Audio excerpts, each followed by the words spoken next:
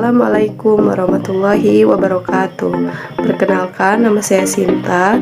Saya berasal dari Universitas Terbuka semester 2. Di sini saya akan menjelaskan tentang salah satu perkembangan anak yang berkebutuhan khusus, yaitu anak dengan gangguan autism.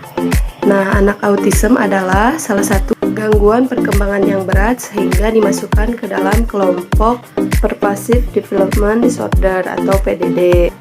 Nah, menurut Mas N. Wolf, pada tahun 2005, anak autis ditandai dengan adanya kelainan pada fungsi sosial, bahasa, komunikasi, dan ditandai dengan perilaku yang tidak biasa. Autisme ini juga disebut sebagai Autistic Spectrum Disorder atau ASD, yaitu gangguan yang memiliki variasi dan bentuk dalam tingkat keparahan dalam sebuah spektrum, mulai dari ringan sampai berat. Gejala autisme ini bisa terlihat ringan, sedang, dan juga berat. Anak autisme dengan intelijensi rendah, tidak berbicara, bahkan suka menyakiti diri sendiri dimasukkan ke dalam golongan low functioning autism. Sementara anak yang intelijensinya tinggi, mampu menggunakan bahasanya secara efektif, digolongkan sebagai high functioning autism. Nah, gejala autism ini mulai terlihat dari umur 30 bulan sampai maksimal 3 tahun. Yang kedua yaitu karakteristik anak dengan gangguan autism. Karakteristik utamanya yang pertama yaitu kesulitan berinteraksi sosial yang cukup memadai. Yang kedua, kesulitan dalam berkomunikasi. Nah, kebanyakan dari mereka ini memiliki keterlambatan perkembangan berbicara. Yang ketiga yaitu adanya perilaku, minat, serta kegiatan yang berulang. Misalnya senang dengan kegiatan mematikan dan menyalakan lampu. Adapun karakteristik tambahannya yaitu perkembangan pada anak autism ini perkembangannya terlambat. Yang kedua, lebih tertarik pada benda dibanding dengan manusia, termasuk orang tua ataupun pengasuhnya sendiri. Misalnya mereka akan terus mengamati benda sepanjang waktu, bisa juga akan menimbulkan tertawa, bahkan juga sampai anak itu marah secara tiba-tiba pada benda itu. Nah, yang ketiga yaitu anak menyukai rutinitas. Seperti misalnya anak itu menyukai rutinitas menyalakan dan mematikan lampu. Nah, si anak ini akan marah bila ada yang melarangnya.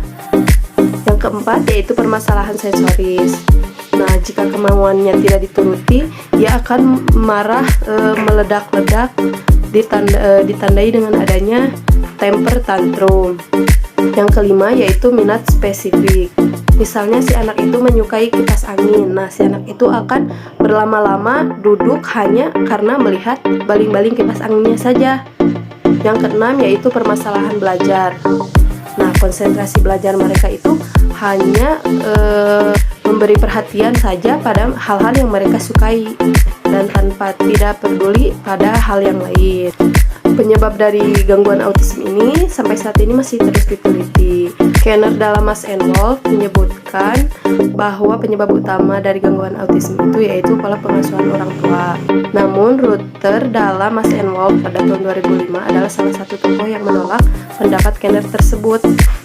Ia menyebut bahwa gangguan autisme itu yaitu suatu gangguan perkembangan yang serius yang muncul di awal kehidupan seorang anak, yang terjadi akibat permasalahan biologis.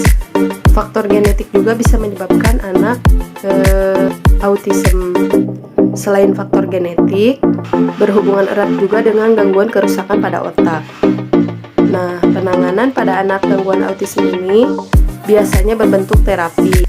Terapi yang sering digunakan yaitu terapi ABA, terapi intelijensi, dan terapi wicara.